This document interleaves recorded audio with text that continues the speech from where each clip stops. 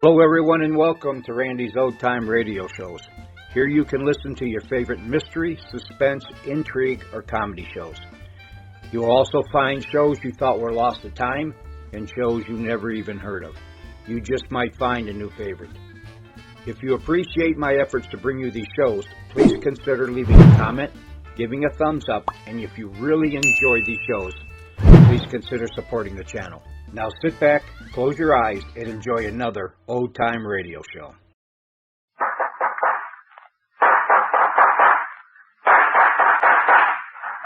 What's the matter? What is it? Another case for Nick Carter. That's the detective.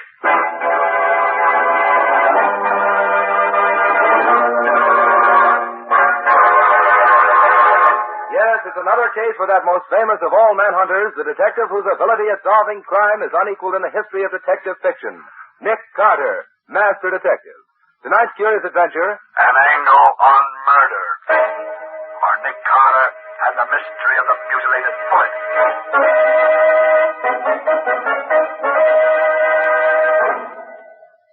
Then I grabbed her, and I wound my fingers around her throat. I squeezed her windpipe tight. Tighter and tighter. What's the matter, Patsy? Oh, Nick, put the lights on. All right. And I said I wanted to hear the recorded confession you made of that mad murderer who killed his wife. I didn't think I'd have to listen to it in the dark. Well, that's the way we got him to confess in the first place. Oh, I'll take it, Patsy. Okay, Nick. Nick Carter's office. I'd like to talk to Mr. Nicholas Carter. This is Nick Carter speaking. Oh, hello, Nick. This is John Hamill, the banker's associates. Oh, hello, John. How have you been? Nick, I'm in trouble. I can't discuss it over the phone. How soon can you meet me? Where? On West Street, around the corner from the Greystone building where my offices are. Please get there as fast as you can. All right, John. I'll be there in 10 minutes. Thank you.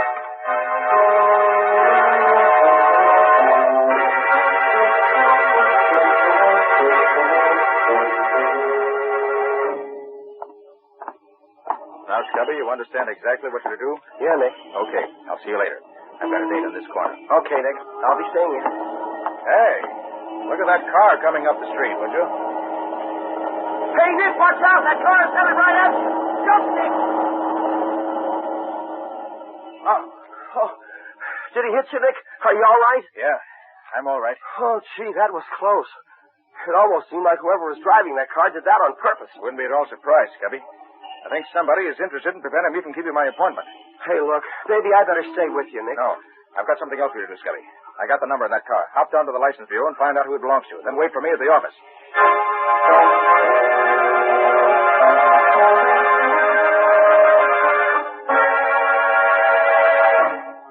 Oh, Nick.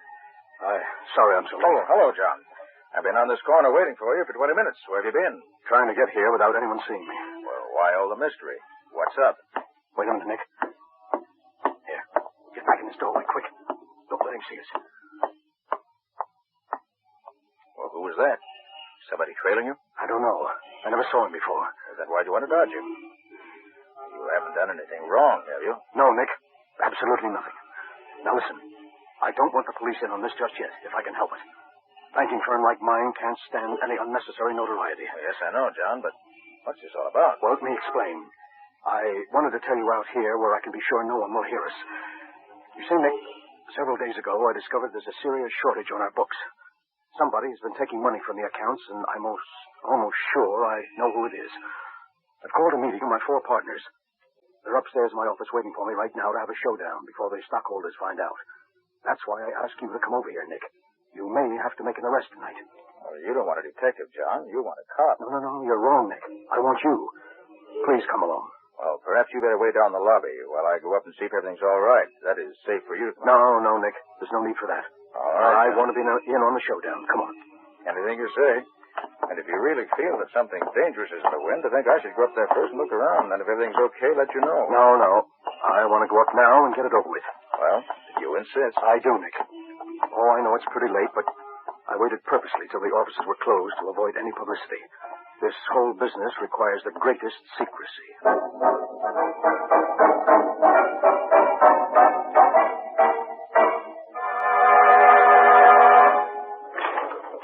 Pipe off floor.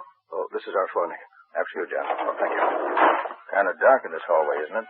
Yes, the lighting isn't any too good here, but... John, are you hurt bad?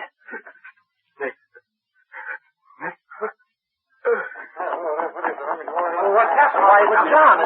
Quiet, please, quiet. Gentlemen, John Hamill is dead. Hamill dead, but that's terrible. How did it happen? That's what I want to know. You seem to know him. Who are you? Well, I could ask you the same question. Who are you? I'm Nick Carter. Nick Carter, the detective? Yes. Oh, well, my name's Tom Burdick. I'm one of Hamill's partners, and these are the others. Mr. Carter, I'm Emil Garrick, and this is Arthur Nelson and Alan Cornish. How do you do, Mr. Carter? You're Cornish, huh? Yes, Mr. Carter. What do you know about this? Nothing. I was in my office all the time. No, that's not true, Cornish. I saw you go out in the hall just a few seconds before Hamill was shot. That right, Cornish? Yes, I did go out for a moment. But when the shot was fired, I was back in my office. But why question me? Why don't you ask Burdick where he was, or Nelson McGarrick? Well, I can easily explain where Mr. Nelson and I were. We were both together in my office preparing some papers for tonight's meeting. That's right, Mr. Carter. I was with Mr. Garrick. Which of you men belong to which office? Well, you can see the layout yourself, Mr. Carter. They all open off this L-shaped corridor. First comes Nelson's office, then Burdick's.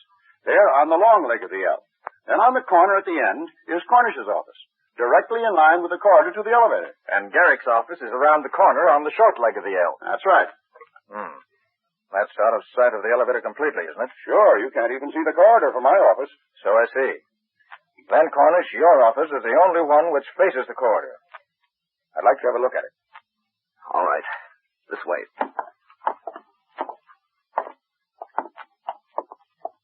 This is my office, Mr. Carter. Peculiar order, yeah? Let's see. Well, what have we here in this umbrella stand?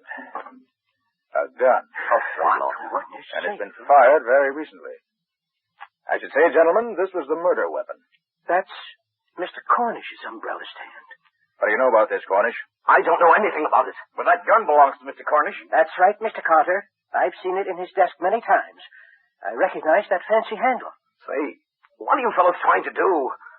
Well, sure, it's my gun, but I haven't seen it for 3 days. Someone stole it on my desk, Mr. Carter. Why didn't you report it to the police? Because I didn't carry a permit for it. I was afraid of getting in trouble. Cornish, I regret that appearances are against you.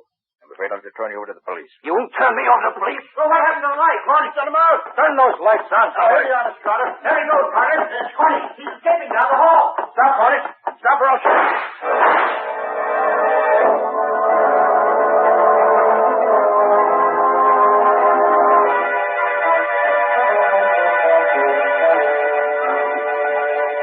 'See, Patsy, I was right with Hamill when he was murdered. What I can't figure out was how he was shot when there was no one else in the hall with us. Don't ask me, Nick. And here's something else. I heard only one shot fired, but Cornish's gun had 3 empty shells. And to top it all off, here's the bullet that killed Hamill. Corner gave it to me. Notice how it's all banged up? Yes, how did that happen? I wish I knew. Patsy, if I knew the answer to that, I think I know the answer to this whole case. We find Cornish. Oh, I'll get it. Hello, Carter? Yes, this is Nick Carter. Oh, this is Alan Cornish. I suppose I'm a fool for calling you up, Carter, but I need help. I'm desperate and I can't go to the police. You've got to help me prove I didn't kill Hal. Why'd you run away, Cornish? Because I was scared. Lucky for me you didn't hit me. Don't worry, Cornish. If I'd really wanted to hit you, I would have.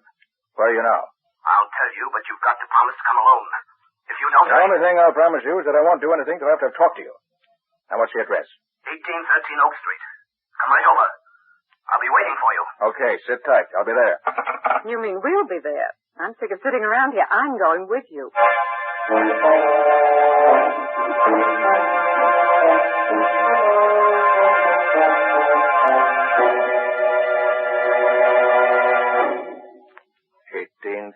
Oak Street. This is it, Betsy. Gosh, what a creepy-looking place. Certainly not very attractive. Well, come on, let's go in.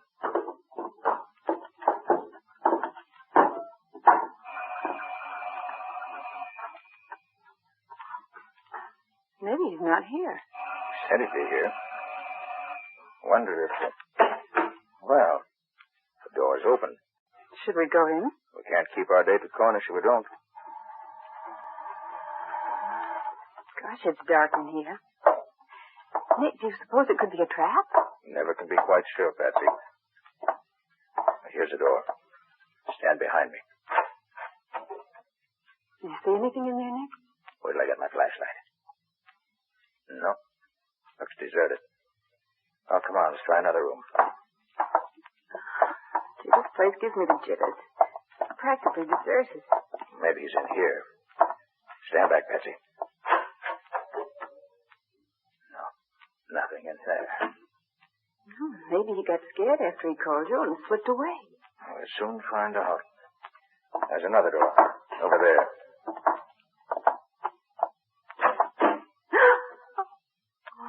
Look, Nick. Is that... Yes. He's hanged himself.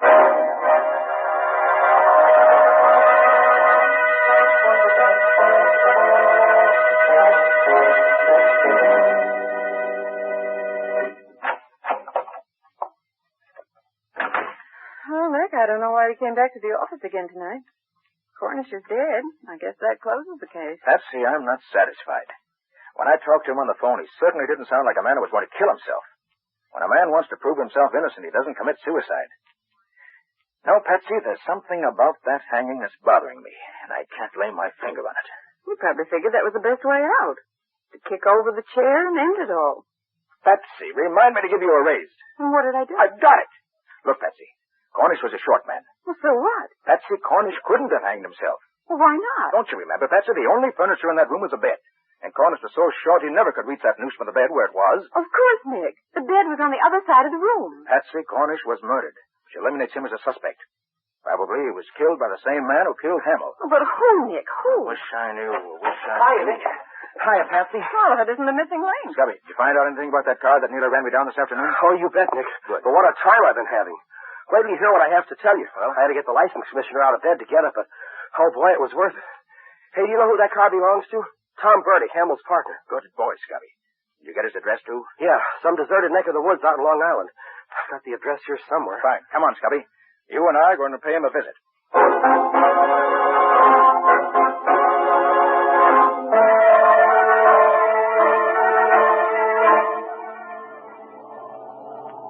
You know, Scubby, the more I think of it, the more it looks as if Tom Burdick might be mixed up in this somewhere. Oh, I hope so, Nick. Otherwise, we're using up a lot of gas in this jalopy of mine for nothing. Hey, have you noticed anything funny, Nick? You mean that car that's been trailing us for the last few minutes? That's it. What do you make of it, Nick? I don't know, Scubby. But I think we'll be finding out quickly enough. They're overtaking us. Better step on it. Okay, Nick. Here we go.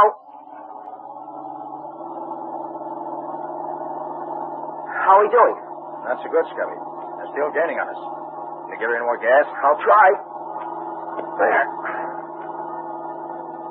They still coming up? Yes, Scubby. And fast. Stop, Scubby. They're shooting at us. You're telling me. Watch it. Here they come. Well, I've done all I can, Nick. This old bus won't go any faster. Well, let's try no sticks, Scubby. When they get close to us, slam on your brakes and pull over to the side of the road. Yeah? They won't be expecting that. It may throw them completely off balance and spoil their aim. Okay, Nick. You say when. Now, pull over. Okay.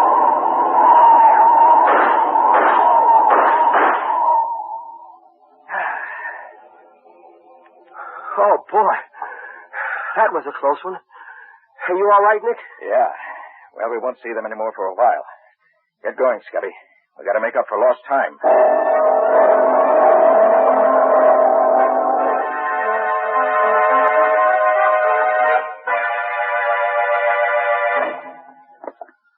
Well, Nick, I've got to hand it to you.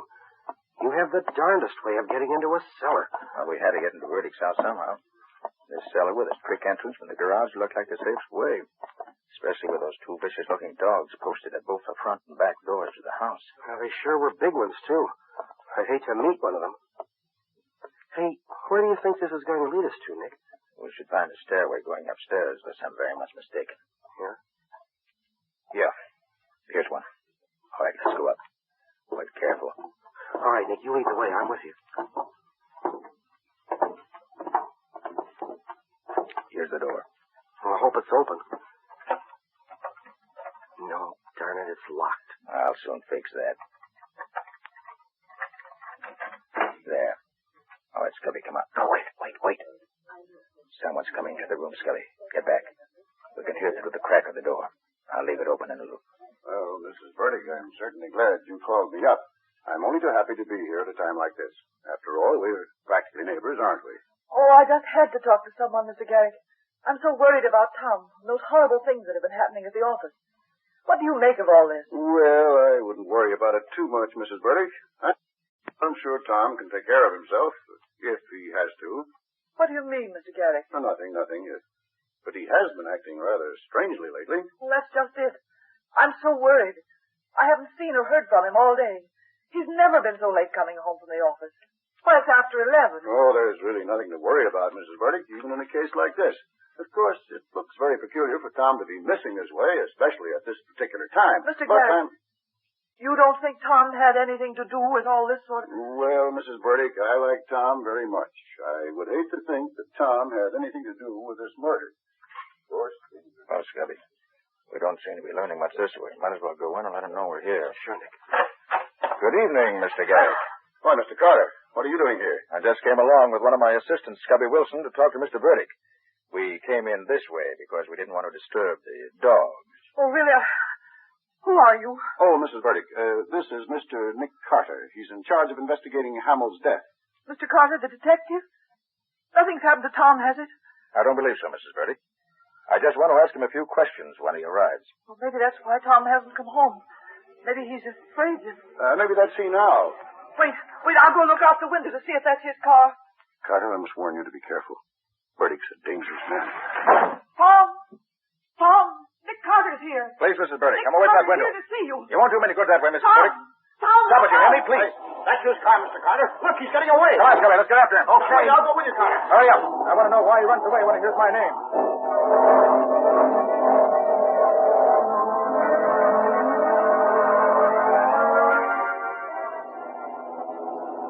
I hope this car of yours stays on the road, Carter. Don't worry about it, Mr. Garrick. Carter, I didn't want to say too much in front of Mrs. Burdick, but we've all been afraid of Burdick. All right. Scubby, just keep your foot on that throttle and keep after him. Oh, boy, we sure made that one on two wheels. Nick, I'm pushing this crate as fast as she'll go, but we don't seem to be getting any closer. That car of Burdick should sure step. As long as we hang on and don't lose him, I'll be satisfied. Hey, watch it. We're coming to a railroad crossing. So I see.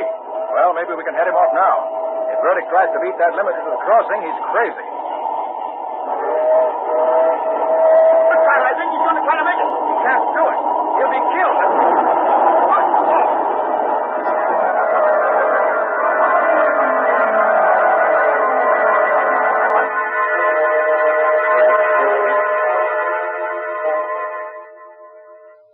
Oh, Nick, that nurse that just came out of the operating room is signaling you. Oh, yes. She wants me to go into Burdick. You wait for me here, Scubby.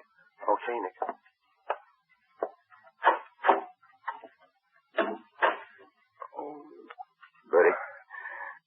Burdick, can you hear me? Yes, Carter. I can hear you. Carter, I'm a dying man. Yes, I know. I swear to you, I didn't kill Hamill or Cornish. Then why did you try to run me down with your car this afternoon? Carter, I didn't do that. All I know is that for several hours this afternoon, my car was mysteriously missing. I didn't find it again till I started home this evening. Burdick, why did you run away from your home tonight when your wife told you we were there? How about the security we found on you after the wreck? It wasn't you. It was securities. I took them so that... Yes, Burdick?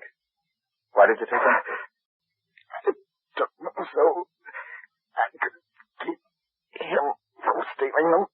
Who? Burdick, who? Burdick, who's he?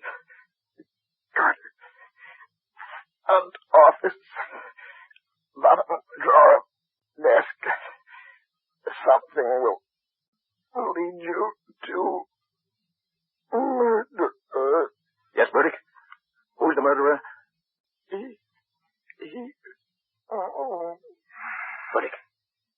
Burdick.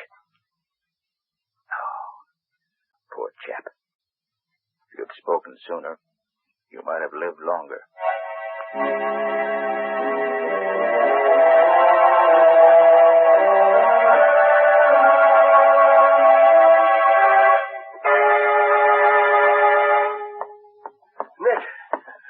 I got here as quick as I could.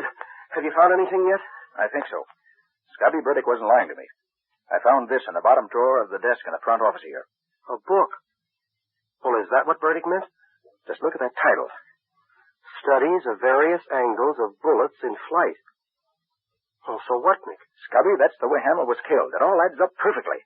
Now I know why I heard only one shot when I found 3 empty shells in the murder weapon. 3 shots were fired, but 2 of them were fired at a different time from the third. Well, do you know where the other 2 bullets are, Nick? I do.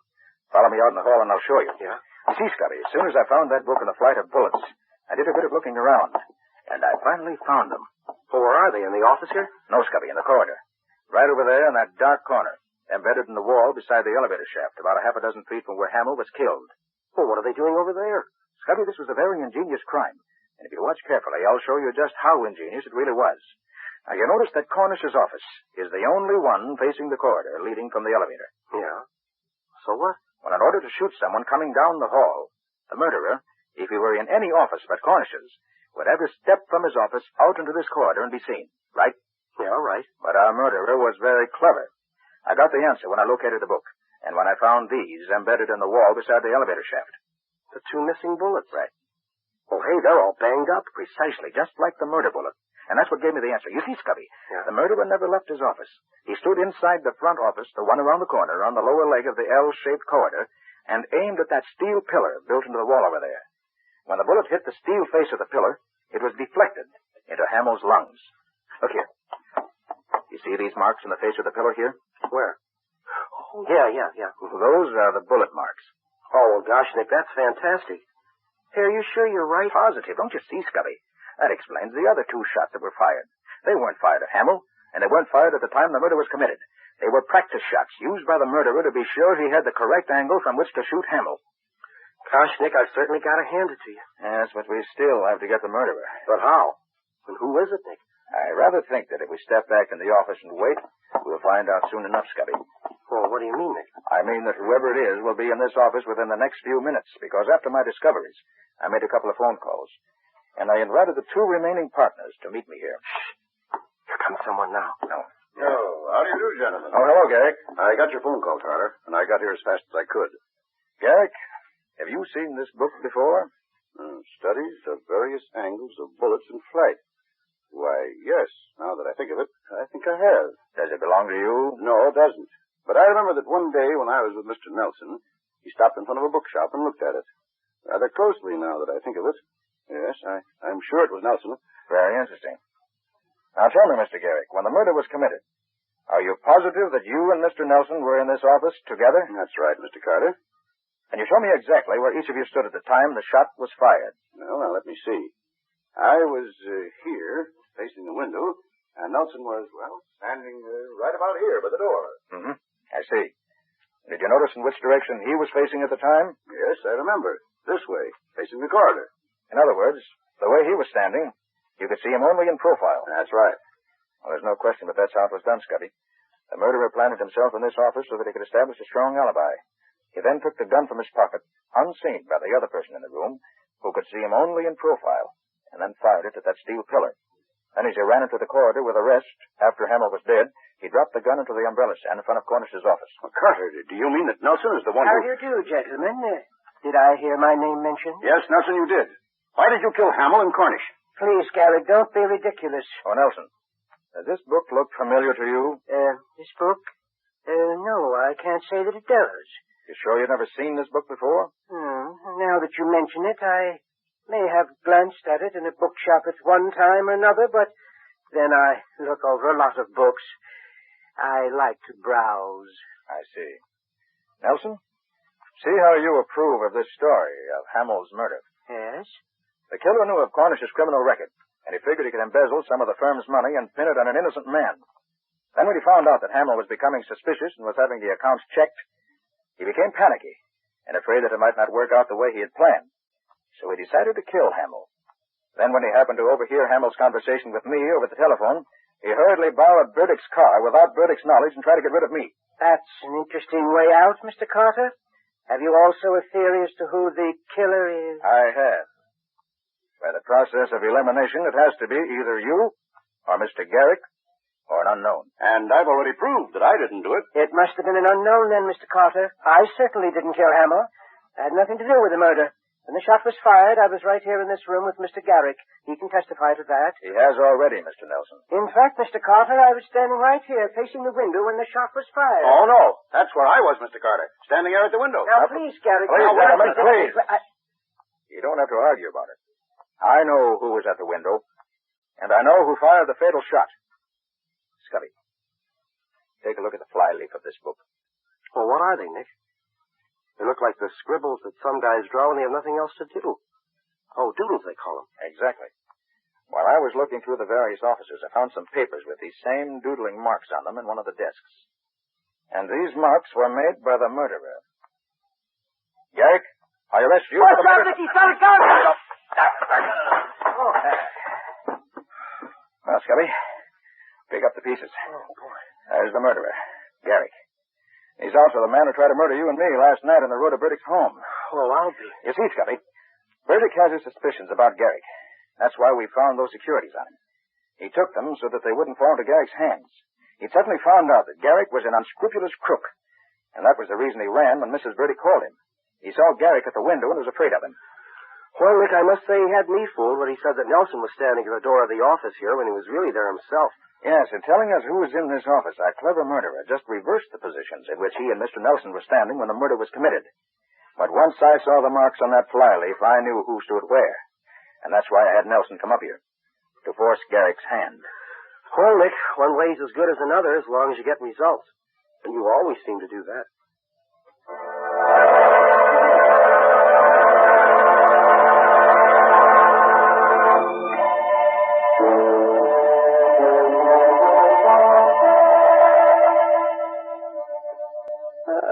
So you finally decided to come back, did you? Yes, Patsy, it's all over. Well, I think you can go home now. Why, Mr. Carter, are you sure you can spare me? Why not? You've been so busy on this case all night, Mr. Carter, you may not have noticed that it is now a new day. And a good secretary is always on the job the first thing in the morning. Shall I take a letter, Mr. Carter?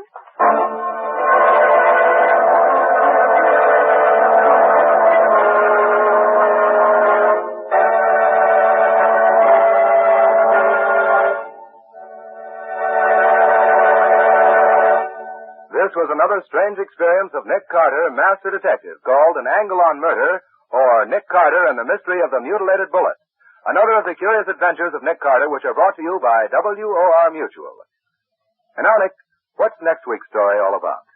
Well, when this case was first brought to me, it seemed so routine and uninteresting that I practically turned it down. But it was far from routine once you got into it, wasn't it, Nick? Yes, indeed. So far from it that I almost got myself bumped off investigating it. It's really the story of a man who thought he was so much cleverer than Nick that he could outwit him every time. I don't suppose he got away with it. No, he found he wasn't really so clever after all. Like practically every criminal I ever met, he gave himself away by being too clever. Well, sounds like an interesting tale, Nick. Not only interesting, but downright exciting. But more of that next week. So long, folks. So long. And so long to you, Nick and Patsy. In the strange adventure you've just heard, Nick Carter was impersonated by Lon Clark, Patsy by Helen Choate, and Scubby by John Kane. The story was written for Nick Carter by George Gordon. Original music was played by Lew White. The entire production was under the direction of Jock McGregor.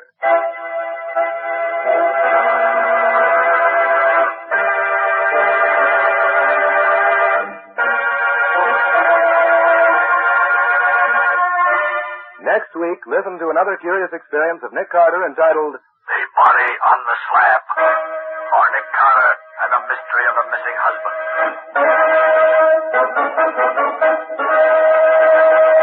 This story is a copyrighted feature of Street and Smith Publications, Incorporated. Beginning Wednesday, November 3rd, The Return of Nick Carter, which is produced in the studios of WOR, will be broadcast over most of these stations on Wednesday evenings at 8:30 Eastern Wartime. Remember the new time, Wednesdays at 8:30 Eastern Wartime, beginning Wednesday, November 3rd. This is Mutual.